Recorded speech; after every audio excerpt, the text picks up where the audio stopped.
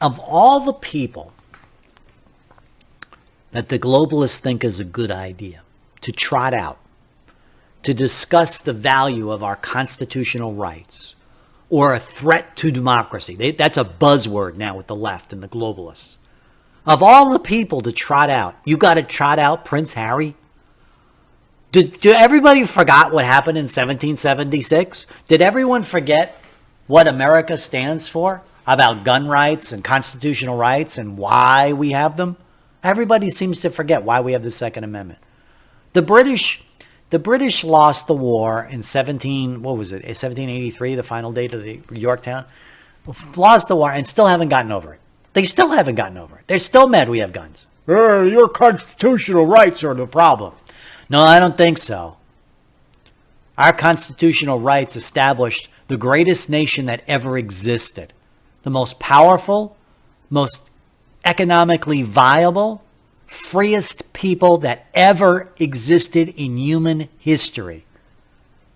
The most productive, the highest standard of living of any country. We all live, the average American lives like a millionaire of years ago. Prince Harry. Oh, your system's bad. Yeah, it's bad because it's thwarting you. You and your globalist buddies. And you know what's even sadder? That they didn't even use Prince Charles. They used Prince Harry. Right? I mean, what is Prince Harry? He's the red-haired stepchild of that family. He's the one going around calling everybody racist, or his wife was. He isn't even allowed to keep an antique gun in his home because his wife is upset at having guns. Jesus, why don't you put on a skirt? So he's standing up in the UN and he says, well, constitutional rights, we need to re-examine that. We need to re-examine the importance because they're a threat to democracy. What do you know about democracy? Your family has been sitting on a throne and you've looted, stolen, and raped the countryside to get. What do you know about democracy? You fought it. Some of your ancestors lost their heads because they wouldn't agree to any kind of democratic principles in England. So what do you know about it?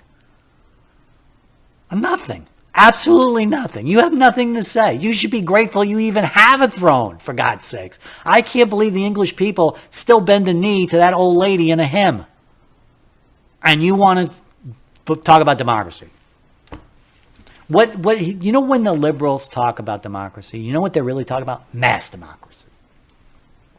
Where everybody gets up, all the idiots, all the mental defectives, all the wealthy who control things, they all stand up and raise a hand and say, everybody gets one vote. All those old people who don't even know what planet they're on, they all get a vote too. And then they manipulate them. They manipulate them with mass media stories designed to gin things up like they just talked about with Roe versus Wade. And then they poison their minds with TV shows that rot your brain and feed you food that rot your gut. Just before I went on the show, I decided to check my Facebook messages. And there was an ad from Walmart, which is China Central if you want to buy anything. You know what they were selling? Captain Crunch fruit berries. What are those? Crunchberry? Crunchberry pancake batter. I mean, who eats that shit? Pancake batter. And they showed it. And they had like Captain Crunch happily munching away on a stack of pancakes with little blue and green dots in it. What is that? That's not a pancake. I mean, pancakes aren't that great to begin with. You got to add crunchberry crap to it. There's got to be sugar in it and all kinds of horrible toxic chemicals. I've said this many times before. Don't eat stuff with more than 3 or 4 ingredients. I swear to God, every bit of it's crap. And they're feeding that crap to you, and they're feeding crap in your mind, and then they're getting everyone to get in a cell phone, which feeds crap into your finances and feeds crap into your mind that way, and poisons your children's minds with these crazy video games where everybody's killing and slaughtering each other. And then you stand up and you say that democracy is threatened by our constitutional system. Really? What's threatened is your way of life, your ability to manipulate the masses, your ability to dictate things like eat king's deer while everyone eats onions and shrimp made out of crickets. That's what you want us all in. No thanks. We threw you out of here in 1787, and God damn it, I'm glad we did. Man, what would the world look like if it was still under feudalism? What would the United States look like if it was just another poor man's colony of the British Empire? Oh, you know what it would probably look like? Canada.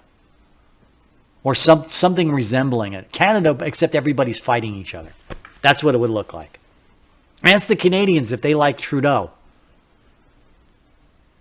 It's just the most bizarre thing I ever heard of. A British king lecturing America on gun rights. It's like, of all the people you could, anybody would have been a more reasonable. You could, for instance, you could have had the Prime Minister of England talk about it and say, well, we've gotten rid of guns here and it's worked out pretty well for us, even though it hasn't. Well, or the President of France would be a good person, a good globalist to trot out. Well, with France, we don't have any guns. It's certainly worked out for us. We're a very peaceful society. Yeah, if you're willing to live with tax 80%. Or maybe you could trot out that Klaus Schwab, head of the NFW, or whatever it is, World Economic Forum, WEF. They all love these syllables. Maybe you could trot that old Nazi out. And he could lecture us on mass democracy and why guns are a problem. The only reason guns are a problem to anyone else is because they know you'll use them if they try to pull some serious shit. Can you imagine how bad they would treat you if you didn't have the Second Amendment and you didn't have guns? They'd treat us bad now. They poison us, as I said, with our minds and our bodies. And they get away with it. Can you imagine if we didn't have guns? They wouldn't even hide it anymore. Here's your box of dinner. Some crickets and crunchberry shit. Eat that. Meanwhile, we'll go have a steak. We'll have deer meat, and we'll have all that good stuff to eat. I remember when the Queen of England, Queen Elizabeth II, the current one, she was lecturing people on poverty and how they need to be acceptable. Meanwhile, she's sitting in front of a solid gold piano. Well, you people have too much money, you need to be bear on these tough times. While a gold piano sits behind him. Right? I thought Prince Harry was divested of the royal family. I guess that's why they just call him Harry.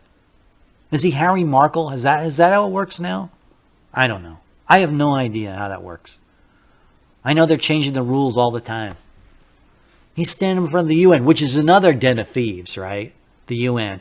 They got carpet and paneling in the UN that looks like it was from a 1970s den in Dubuque, Iowa.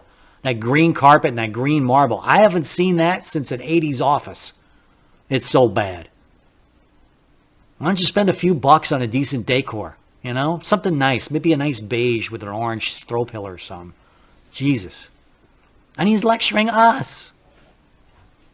His country's a mess. England is a mess. It is. There's a mass heat wave going over England. They're saying, well, maybe if you had air conditioners in your house like we do in America, and almost every home in America, you wouldn't have to worry about it.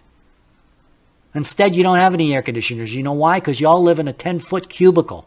I've seen those homes on House Hunters London or whatever it is. You live in little fucking cubicles with a bay window where any Tom, Dick, and Harry, literally, can walk past your door. And you got a little galley kitchen, and you got a shitter which you have to lift your legs in the air to sit on. And you're paying $20,000 a year for it. And you're telling me that America is problematic? No thanks. That's just amazing the way people live over there. A lot of them don't even have cars, let alone air conditioners. They barely have enough money to scrape together. They got little bitty fucking fridges, too, in every kitchen, like I had in college, which kept my beer cold. And that's what they use every day. And they got to go shopping every day because they got these little bitty fridges. And then they get stuffed in a little tunnel to go to work on a subway. They call it the metro or whatever it is. So don't lecture me on how to run my country, okay? I don't lecture you on how to run England. You want to run it into the ground, it's your country. You go ahead, okay? I don't tell you how to eat breakfast sausage. Don't tell me how to run my country. Whew. Royal family. Those guys give me nothing but heartburn. But I don't go lecturing them. If you want to worship a queen who's so decrepit she can't even stand up, you go right ahead. That's your life. It's your country. It's the same thing I say about California. You want to sell your soul to the devil and allow abortions up to right before birth? Go ahead. Do it. It's your business. That's the way our country was founded. Tolerance. Right? It's like the Canadians. I don't go up there and tell them how to eat bacon or I don't tell them how to fuck a moose. So you don't come down here and tell me how to run my country. We got to move on. We haven't got much time left. I got to talk about Thor. I talked a little bit about it yesterday, but I got to talk about it again. I have to.